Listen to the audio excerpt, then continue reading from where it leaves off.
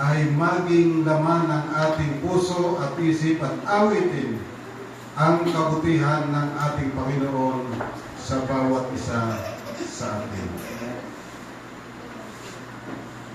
Tayo po ay manalangin. Ama po namin banal, muli po kaming lumalapit sa iyong trono ng biyaya at muli po namin pinapakiusap ang pangunguna ng iyong banal na Espiritu sa aming pong gagawin pag-aaral upang masama ka namin sa Espiritu at sa katotohanan sa ngalan po ng aming Panginoong sa Jesus. Amen. So dito po ay binasa sa atin ang talata sa Marcos 12, 28 hanggang 31 na kung saan mayroong isang parisiyo o isang eskriba na namangha sa mga sagot ni Kristo sa tanong ng mga tao. At siya ay nagtanong rin ng isang tanong sa ating Panginoon. At ang wika niya, ano baga ang Pangulong utos sa lahat? Alin ang pinakadakilang utos? Ang tanong ng eskriba. At sa pagsagot, ang sabi ng Panginoon, ang Pangulo ay ito, pakinggan mo, O Israel, ang Panginoon nating Diyos, ang Panginoon ay isa. At iibigin mo ang Panginoon mong Diyos ng buong puso mo, at ng buong kaluluwa mo, at ng buong pag-iisip mo, at ng buong lakas mo. Ang mga minamahal, ang pangunahin po pala ay ibigin natin ang Diyos. Ibig sabihin, panampalatayan na natin ang Diyos na siya ay Panginoon mong Diyos. Nagmamahal at lahat ng kanyang mga kautusan ay kautusan pawang sa ating ikabubuti.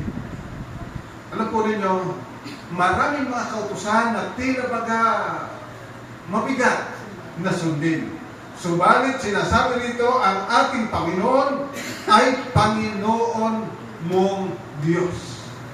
Siya ang magpapala, siya ang magkakaloob ng lahat ng iyong mga pangailangan. Magtiwala ka lamang sa Kanya, sapagkat siya, Panginoon mong Diyos. Alam po ninyo mga minamahal mga kapatid, kung aking isasaysay ang ating mga naging karanasan, ay hindi mapapasinungalingan na talaga ang Diyos ay napakabuti, napakabait at mapagmahal. Ako po ay nagmula sa isang pamilya na sabi nga ay kung sa kahirapan lang ay sagad-sagaran. Ang aking ama ay 4 raw na magkakapatid, subalit siya lang ang nabuhay. Bakit? Sapagkat ang kanyang nanay, maliit na babae, walang gatas, ang kaya lang ipasuso sa kanyang mga anak ay tinutong na bigas. Kaping bigas. Kaya maswerte ng aking tatay ay nabuhay. Hindi siguro maswerte, pinagpala na siya ay nabuhay. At nung siya ay gustong-gustong makapagtapos ng pag-aaral, tinawag naman siya ng kanyang nanay, mag-asawa ka na bago ako mamatay, sapagkat yung kanyang nanay ay nagkaroon ng sakit na matindi na naramdaman niya hindi natatagal ng kanyang buhay. Ibig ko, bago ako mamatay, makita kong lumagay ka na sa tahimik. So, napilitan ng aking tatay na mag-asawa, at dahilan nag-iisa ay sinikap magkaroon ng maraming anak. At nagkaroon siya ng 8 anak. Ang trabaho niya nung ako'y magising, siya ay isang kaminero. Tagataba sa tabi ng kalsada, tagatambak ng graba sa mga lubak-lubak. Yun ang kanyang trabaho. 8 anak. Subalit ang aming ama ay ang pananampalataya at pagtitiwala sa Diyos ay gayon lamang. Na ang kanyang mga anak Pinag-aral niya sa church school. Sipin mo, lumipat sila ng bahay mga 60 kilometers away galing doon sa dati nilang tinitirhan at naiwan doon ang aming panganay na kapatid. Grade 1. Sipin nyo, grade 1 para mag-aral sa church school. 60 kilometers away. At ang biyahe ng sasakyan once a day. Sipin nyo kung gaano yun kahirap. Subalit siya ay desidido na magpaaral. At alam po ninyo, nung panahon na kami ay nag-uumpisa na mag-high school, may nag-high school na, may nagkukuliyo na, doon naman siya parating nilay off sa trabaho. Kasi ang foreman, iba na. Dati-rati ang kanyang foreman ay ang kanyang biyanan, ang ating lolo. So, may trabaho. Pero hindi na, nakita ko, magre-regalo ng malalaking buwig ng saging, malalaking langka, kapag magandang bunga, ibibigay sa engineer. Pero lay off pa rin. Pero alam po ninyo, doon ko nakita kung paano ang Diyos gumagawa. Akala ng papa ko ay napabayaan na siya sapagkat, isipin mo, pero kanyang pinagpasyahan na magtapat sa Panginoon. At ang Panginoon ang gumabay sa kanya upang siya ay kumita ng mas maganda kaysa roon sa pagiging kamilyero. At sa tulong ng Panginoon, kaming lahat ay nakatapos ng kolehiyo. Napakabuti po ng Panginoon. Sa aming personal na karanasan mag-asawa, maraming mga challenges. Subalit ang Panginoon nagpapakita ng kanyang pag-ibig. Yung isa naming anak, nangarap na maging doktor. Alam mo naman na ang pagiging doktor mahirap. Mabuti na lang nag-open sa Bicol University ng medicine at maaaring magkaroon ng scholarship. Nag-exam siya, nakapasa, okay sana. Pero, nung tingnan niya yung schedule, nung nag-i-enroll na, lahat Sabado. So, pinagpasya niya na hindi na. Naghanap ng ibang school. Nakakuha naman ng ibang school. At nabigyan doon ng scholarship, libre lahat. Napakabuti ng Panginoon. Kaya nagkaroon ulit ng problema. Sabado ulit. So, na-discourage, umiyak ng gusto. Sumubok sa Iloilo. Tanggap na sana. May ticket na siya, papunta ron, ibinili ng atin ang ticket. Subalit nung makabili ng ticket, pagtingin niya sa listahan, wala na yung kanyang pangalan. Dahil hindi i-release yung kanyang report dito sa kanyang unang pinanggalingan. Nag-isip na pumunta sa Bigan. Subalit, hinihintay na i-release yung kanyang report. 30 days raw bago i-release yung report. Report lang, kailangan 30 working days. Talaga siguro ayaw pa alisin. Pero, namulog. Nung pumunta dyan sa AUP para maglibang-libang ng sarili, ang sabi ng nanay, ba't hindi ka magtanong dyan tungkol sa medicine? So pumunta, nakausap yung pinaka-secretary, nagkataon na kaklase niya ng high school. Pwede ka rito. Maganda yung inmat. Pero ang problema, ang presyo, napakalaki. Alam niyo mga minamahal, ang Panginoon mabuti, mapagmahal. Ang sabi ng ate, sige na po, mahirap akong nabibigo.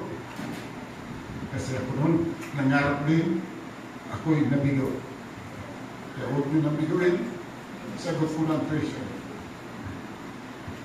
Hanggang sa nakapagtapos, nakapag-board exam, at nakapasa. Napakabuting tunay ng Diyos. Kaya ito po, sabi dito, iibigin mo ang Diyos ng buong puso mo, ng buong lakas mo, ng buong pag-iisip mo, ng buong kaluluwa mo, pagkat ang Panginoon ay Panginoon mong Diyos.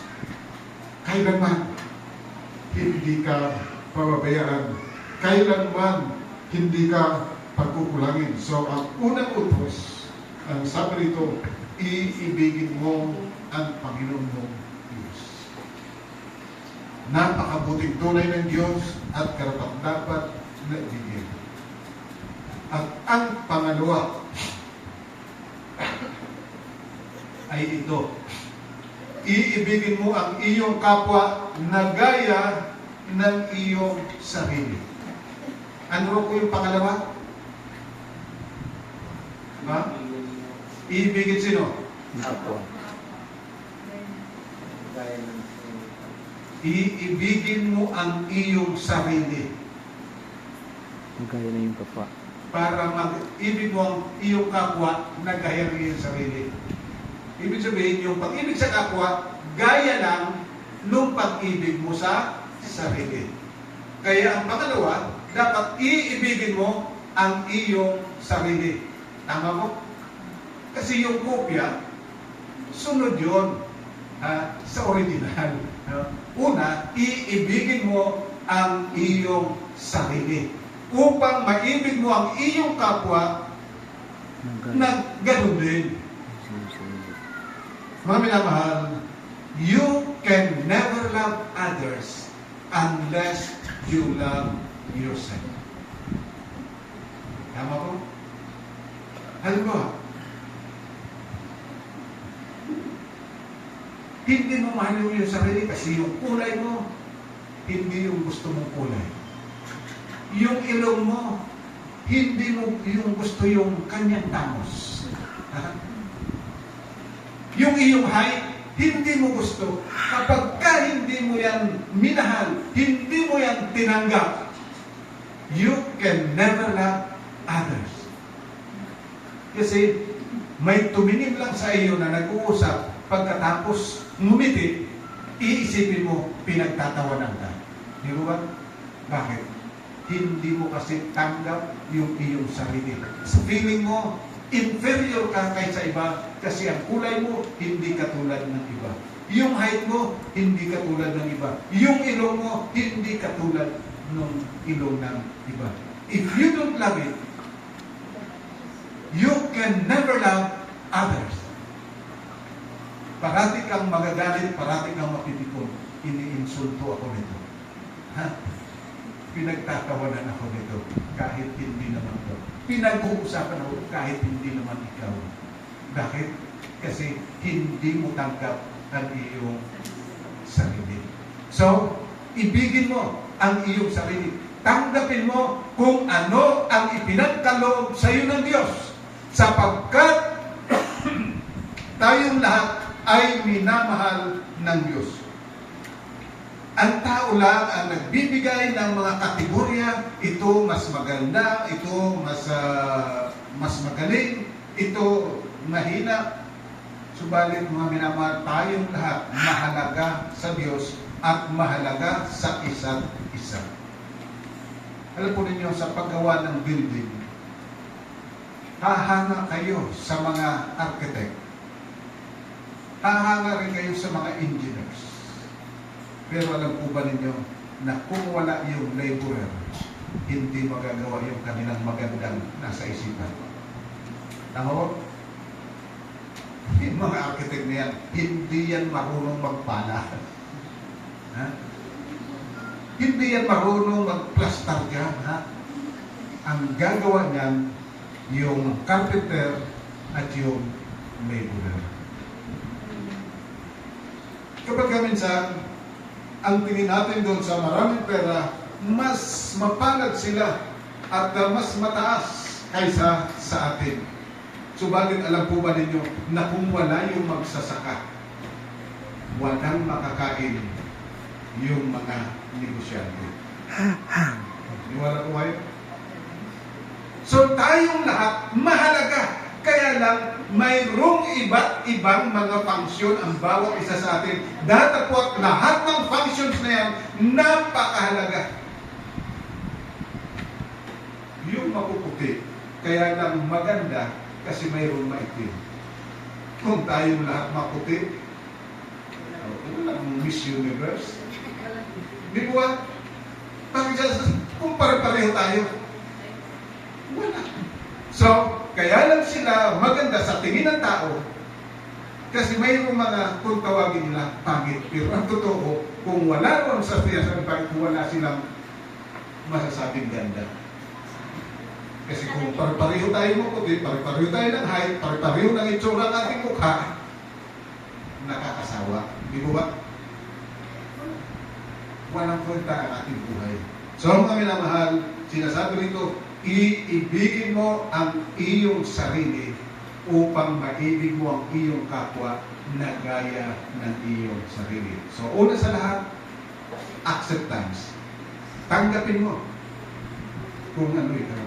Huwag kang magrereklamo, huwag kang may inferior, be what you are. Sapagkat ikaw ay mahal ng Diyos. Ito ay malimit kong ginagamit na halimbawa. Nung ako po ay binata pa, mayroon akong naging sweetheart na tinanong ako, hindi ka ba ika nahihiya ang baduy-baduy mo? Huh? So, kung kayo kaya sinabihan na gano'n, ano ang iyong mararamdaman? Sabi ko, bakit naman ako nahihiya? Mahirap naman kami. Kung ako ay pupurma na ihingin ko lang sa nanay ko ang pangpili ng ipupurma, huwag na. Bakit? Mababago ba yung pagkatao ko kung ako gumanda yung aking karkit? Mababago ba ako nung? Ganun pa rin naman ako. So, hindi ko ikinakahiyap na ako ay baduy. Kasi yun lang naman kaya ko. Hindi ko pagka mayroon ka ng pangpili na hindi mo nahihingin sa iyong nanay, kakabumili kung gusto mo ka na. Ano? Kaya mga minamahal, napakahalaga yung pagtanggap sa sarili. Kaya tayo hindi nagiging masaya. Kaya tayo nagkakaroon ng maraming problema. At ngayon, ang pinaka-problema, ang dami na ng nagkakaroon ng stress. Nagkakaroon na ng mental problem. Kaya pinag-uusapan ngayon, mental health. Bakit? Hindi tanggap yung kanilang mga sarili. At yun po ang napakahalaga. Ibigin mo ang iyong sarili sapagkat ikaw ay iniibig ng Diyos. Okay? Kaya lang naman tayo napoproblema. Pag nakakita kasi tayo ng taong nakariban, gusto natin umariban din yung ating buhok. At yung tuwid ng buhok, pag nakakita ng kulot, gusto rin magpakulot. Hindi ko maintindihan ang tao. Bakit ayaw tanggapin yung sarili? Maraming tao, hindi tanggap yung kanilang kulay. Pero alam po ba ninyo, itong aking anak na ito, may karanasan nito. Minsan, pumunta siya sa Nepal, sumakay sa aeroplano, may nakatabi raw siya, napakaputi. Tinanong siya, kasi namihan siya, buti ka ba ika? Ang ganda-ganda ng pubis mo. Ako ika, bilag ng bilag sa araw para magkaroon ng ganyan pubis. Hindi ka ako magkaroon ng ganyan pubis. Ay yung may kagaya sa kanyang pubis, pilit ng pilit, hanap ng sabon na pampaputi. Kung minsan may, ano ba yun, pampaputi. Gusto tayo.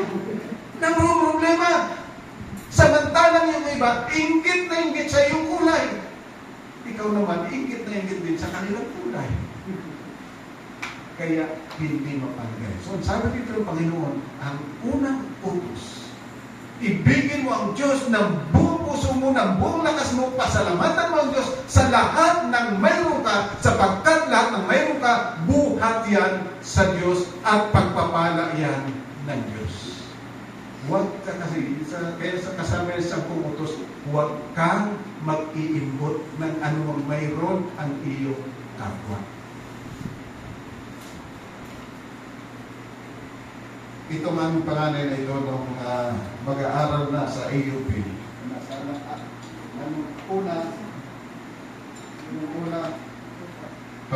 Nung una ay ayaw niya. Kaya lang wala na siyang magawa.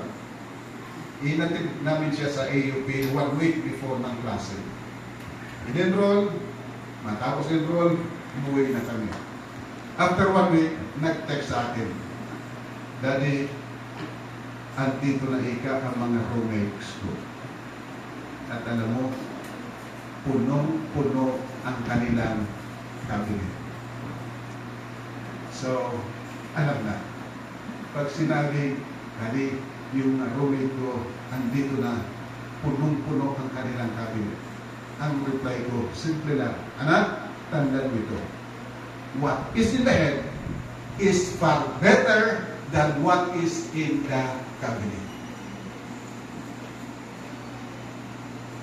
Thank you, Daddy. After 1 month yata yun, nag-text ulit sa akin, Daddy, maaari ba kung sumama sa aking roommate, pupunta kami sa Makati, sa kanyang kondo, ini-invite po ako. Sabi ko, Adventist ba yan? Sabi niya, hindi po. Safe ba siya? Nakasama? Safe naman po. Sige, pumunta ka. Pagdating sa Makati, nakita niya talaga, ganda. Ang daming gamit. Mayaman talaga, ikat Daddy, yung ating roommate. Pero alam mo, hindi siya masaya. Tumisan gusto natin na magaya. Ang hindi natin alam, sila pala na, bagamat na sa ganung katayuan, hindi masaya. Oh? Kaya sabi rito, iibigin mo ang iyong sarili. Tanggapin mo. Ang pangalawa, matapos natanggapin mo ang iyong sarili, improve yourself. Hindi dahil naiingit ka, kundi sapagkat ibig mong maglingkod sa iba. Anong ibig sabihin ng improve yourself? Mag-aral kang mabuti. Huwag kang nakatuon doon sa kulay mo. Mag-aral ka ng mabuti, mag-aaral ka ng mga skills para magamit mo. Sapagkat tayo, bagamat simpleng tao, pinagkaluban ng Diyos ng kakayahan upang matuto ng napakaraming bagay. Meron akong narinig noon na nagsabi, yun daw pong pinaka-matalino na scientist. Ang nagagamit pa lang nila na parte ng kanilang utak is 10%. Yan na yung pinakamatalino. 10% pa lang nagagamit. So, ibig sabihin, napakalaking potensyal pala ng ating isipan. So, kinakailangan tayo ay i-improve yung ating sarili upang tayo ay makatulong doon sa iba at maibig natin yung iba sapagkat tayo ay maraming alam sa buhay. Alam po ninyo, ako po ay palibasa galing sa mahirap na pamilya. Nakitira ako sa aking tiya, nakitira ako sa isang faculty, pero isang bagay lang po ang masasabi ko. Kailanman wala akong tatanawin utang na loob. Wala ka naman palang utang na loob. Ganito yung mga kapatid. Yung auntie ko minsan, umuwi ako. Nung ako'y umuwi sa kanila, galing ako noon sa Mountain View. Ang sabi, ay salamat umuwi ka. Maya, dumating yung anak. Pagdating ng anak, bakit umuwi ka pa? Ang gastos mo. Uwi ka pa lang nung isang linggo, uwi ka na naman. Sabi ko, bakit nung dumating ako? Sinabi ko, salamat umuwi ka. Salamat dumating ka. Mga minamahal, nangyari po kasi na anumang bagay na hindi nila kayang gawin, ginagawa ko. Bakit? Sapagkat sinikap kong matutunan. Noong ako'y lumating sa kanila, may motorsiklo na hindi umaandar ng ilang taon na. Subukan mo nga itong paandarin kung mapapaandar mo. Sinikap kong mapatakbo. After 2 days, tumatakbo na. So, naibenta niya yung lumang motorsiklo. Isang pagkakataon, meron siyang intercom sa kanyang business, hindi nagpa-function. Pakitingnan mo nga ito, bakit ayaw mag-function? Hindi ka nakaka-connect. Hindi pa ako nakakita ng intercom maliban doon sa kanila. Pero, ang Diyos nagbigay sa akin kasi ng isip na maaari natin gamitin. So, sinubukan ko. Inumpisa ko, nilapit ko rin sa hanggang sa natatawag, tumatawag naman. Nahanap ako ng iba, baka may dugtungan, may putol. Hanggang sa nangyari ko. Alam mo, ika sabi niya, kapag ka tumawag ako ng technician, 150 minimum. Salamat. Walang bayad yun. Ako po kasi, pag nagtatrabaho, hindi ako nag-iisip na ako'y babayaran. Kasi gusto kong matuto, gusto kong magtrabaho. Yung kanyang boy, nung dumating ako, isinama ako pag-deliver ng tinapay kasi may bakery sila, mayroon silang optical, mayroon silang glass supply. Isinama ako pag-deliver. Tinuruan ako mag-drive ng tawag ko ay motorela. Pagka umaga, sabi sa akin, ikaw na ang mag-deliver. Kaya mo na yan. Wow. Kaya pala ako sinamat, ako na mag-deliver. Okay, deliver. Pagkagabi, tinuruan ako mag-cut nung salamin. Ang hawak ika ng nitong diamond, ganito, 45 degrees dapat yan, permanent yan. At huwag mong ididiin, yung tama lang na gumuhit. Yan ika ang tamang pagtapas ng salamin. At ganito ika ang pagsusukat niyan. Yung pala, sa kinaumagahan, nalayas.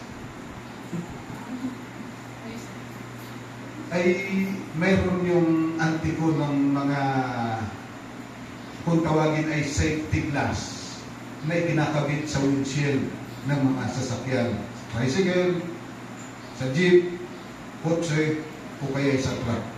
Ay, yung flat na yun, hindi yun yung talagang manufacture na ilalagay na lang.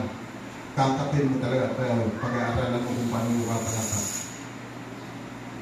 Nakita ko rin mayroong frame na iniwan na kakabitan, hindi makabitan kasi walang marunong.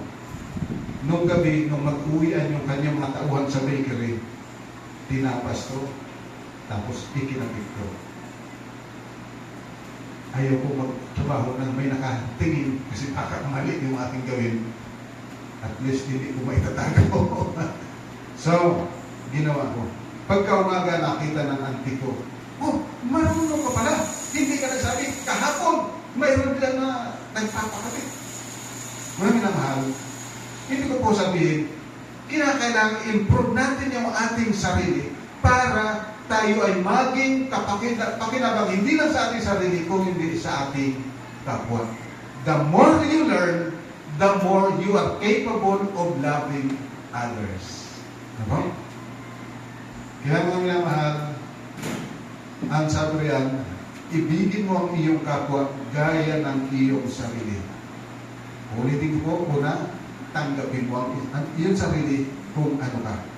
Pangalawa, try to improve what you are.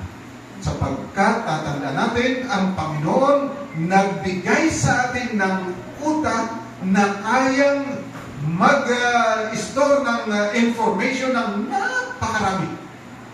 Kaya lang, hindi natin alam kung anong ating gagawin. Mayroong mga tao na nag-umpisa na helper hanggang tumanda, helper.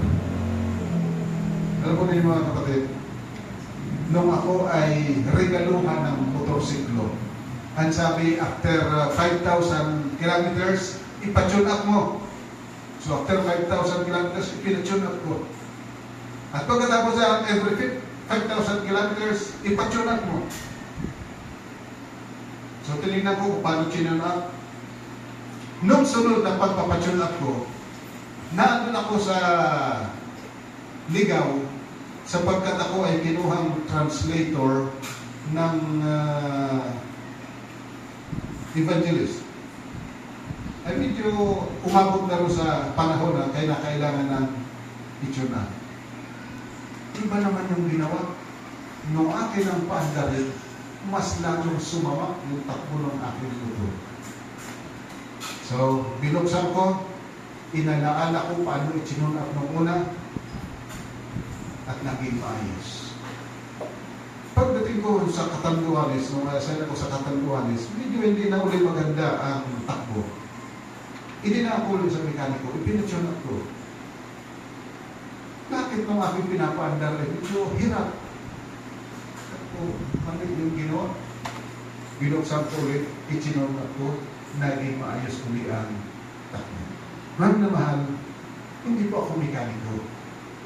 Pero sabi ko nga, kahit sino makausap ko, huwag ninyong ipapakita sa akin kung paano ginagawa ang isang bagay, hindi na kayo makakagawa niya ulit sa akin. Kasi tinatandaan ko na yan. Mga minamahal, yun ang kinakailangan po natin. Kinakailangan improve ourselves. Kaya kung pag-uusapan po ang dami ng pinasukang trabaho, siguro ako na ang pinakamaraming pinasukang trabaho. Hindi dahilan marunong ako, kundi inalam ko at sinubukan ko at nagagawa ng maraming mga tao. Sasabihin, hindi kasi ako marunong yan, ikaw na gawin mo. Pagkatapos, pag ginagawa mo, hindi naman tumitingin.